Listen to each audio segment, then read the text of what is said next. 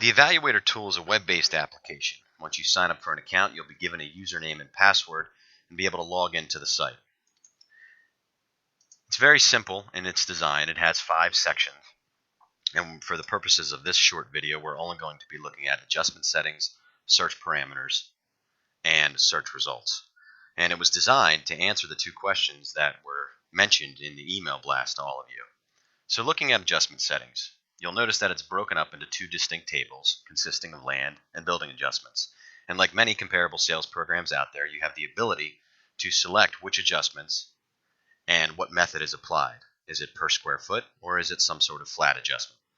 Now, what makes this program unique, this application unique, is that it actually analyzes your town, your database, and actually comes up with recommended adjustments. So we'll pull up our test town here. So here are the recommended adjustments, and I'll leave that up for people to kind of look up for a little bit. As with any adjustment, I mean, how many of us have had discussions with taxpayers, commissioners, appraisers about whether an adjustment is aggressive or whether an adjustment is conservative? In my mind, it's more important that an adjustment is being made for a specific attribute, and more importantly for assessors versus appraisers, that those adjustments are applied consistently throughout the evaluation, especially as it relates to location, building, and condition. So as you can see here, you can use the recommended adjustments by selecting it, or you can use manual square foot adjustments. You can use a hybrid. Again, you don't have to use the recommended adjustments. And it's very easy to change these manual square foot adjustments. Say I wanted to use $5 for a deck, and I wanted to use $16 for a patio. That's how easy it is. You can manipulate any of these figures. So once you're comfortable with your adjustment set and you've done your sales review, we can go to search parameters. This is where it gets somewhat exciting. So now you have the option of either evaluating a single VCS or the whole town. For our purposes, we're going to do the whole town. This town is about 14,000 residential properties. Now, which comparables tells the algorithm how it's going to search. And it's many of the same metrics that most assessors would use when we're doing appeal defense. Usable sales, a sales date range, VCS, an age range, a size range. Same property, building class, style, type and use, and story height. Now this program, this application actually takes it one step further, and it's doing, once you evaluate, hit that evaluate button, it's doing 2 things simultaneously. It's not only searching based on the parameters that you have selected, but it's also analyzing and essentially running a comparable sales analysis and looking at or throwing out sales where the net adjustment exceeds 30%, which you can see right here. So you can change that. You can tighten it to go down to 10%. You can widen it to 50%. But we're going to do a couple sweeps here to evaluate this town. So let's run the evaluator. This is my favorite part, the results section. So now it's at 1200, 6100.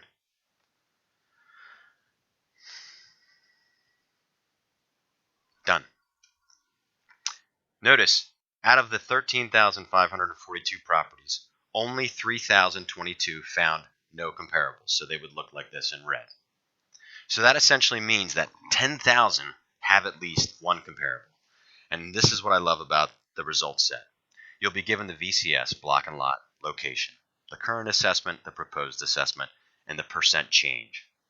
You'll also be giving, more importantly, the comps, comparable sale price adjusted, the net adjusted per square foot, and all of the block and lots used to evaluate that specific property. And notice as you mouse over here, the comps, it shows you the math behind it on how it arrived at that comparable sales adjusted value. So this is, in my view, the most important. So if the owner of 8 Crocus Court comes in and says, Jim, what comps did you use to evaluate this property? Now I have an answer. It's a specific answer. So now that we've looked at VCS, style, story height matches, let's soften our parameters. So you have the option here of saving valuations. You can do 1, you can do 5. For our purposes, we'll do 2. Realistically, you probably would do 3 to 5, just like for an appeal. But we're gonna go back up to search parameters. We're gonna keep our save results. We're gonna save. Come back up here.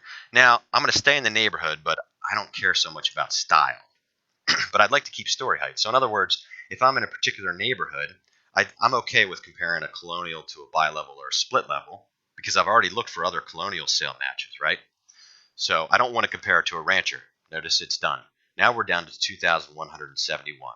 So we'll save it again. Go back up to search parameters. Now I'm going to soften story height and evaluate. Now I'm looking in that neighborhood for any sales. So say I have a handful, say it's a predominantly Cape Cod neighborhood and I have a couple ranchers. Well, now I don't care. I'm gonna compare the ranchers to the Capes. Now we're down to 1,298. So I'm going to save that result set. Come back up here to search parameters, turn style and story height back on, but I'm going to turn neighborhood off. And I'm going to evaluate. You'll notice as you soften your parameters, whether it's age, size, or any of these checkboxes, that the process takes a little bit longer. So essentially, in this test municipality, we've really evaluated all of the distinct neighborhoods and looked for matches for VCS, for style, for story height. Now we're looking outside the neighborhood. So in my mind, we're looking at oddities in a particular VCS, or we're looking at more typical or rural areas of the town where VCS isn't as important. So now we're about halfway there.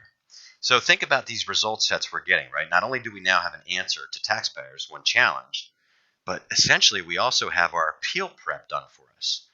Doing revals full time, I finalize values usually in November and December. Well, 4 or 5 months later, when they file appeals, doing mass appraisal, now I have to do appeal research. Now it's done. Now notice we're down to 320 properties. So we did about 98% of the town in 5 minutes with evidence. That's the important thing. This isn't Zestimate. It's not Zillow. It's not Trulia. It's not Realtor. There's adjustments that the assessor, the professional, decides. And there's search parameters that the assessor, the professional, decides. It tells the algorithm how to search for it. It's not automatic. And we've all gotten those Zillows, Zestimates, and Trulia estimates, and Realtor.com estimates. So we actually have the comps. Now that we have the data, you can keep softening parameters to get that down to 0, but I wanted to show you, to keep it short, we also have a VCS analysis. And this is a great tool to show you all of your VCSs with your current year ratables, your proposed ratables based on the new evaluations, and the percent change. This would come in handy for a compliance plan if you needed to do one, a reassessment or a reevaluation, or in general, just looking how the neighborhoods are holding up with the sales within that specified date range.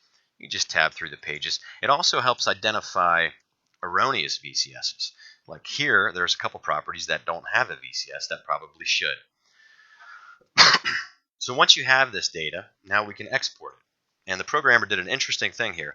Most of us, from when we're doing reassessments, revals, or compliance plans, most of us have a general idea of the overall percent change direction. Whether it's, that most of the town will dip 10% in value, or maybe it'll go up 25% or up 42%. You could set a warning flag here to flag out those properties that are changing more than what you anticipate the average change to be. So in this case, we'll leave it at 30. The export is pretty much simultaneous. We'll open it.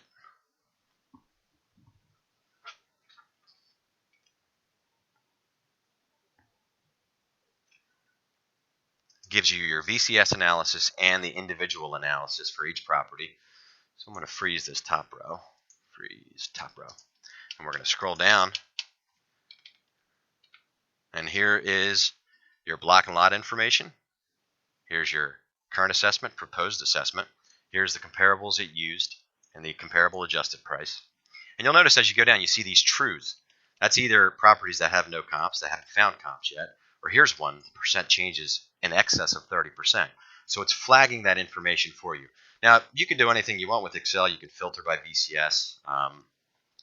But I would recommend when you're done a compliance plan, a reassessment, or reval, some assessors may want to consider posting this or including the comps we use to value the property in our final value notification letter.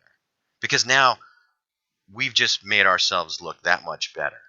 Because in the current political climate, with all the scrutiny that we've been under lately, I think we don't do ourselves any favors with the old answer of when we're challenged by a taxpayer about what comps were utilized, the old aged answer of, well, it's mass appraisal. We don't have time to pull specific comps. Here's all the sales. If you want to challenge your assessment, you can do an informal review or file a tax appeal. Now we have an answer.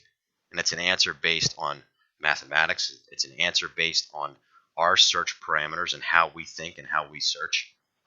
So I think in the long run, it makes us appear much more professional because the public is used to a certain methodology when it comes to appraisals. They're used to seeing their purchase appraisals, refinance appraisals. They're used to seeing specific comparable properties, and they're used to seeing adjustments. So that's it pretty much in a nutshell. If you want a more detailed and thorough look at it, Sal and I would be happy to show you. And that's it. Thank you for your time and your consideration. Have a great day.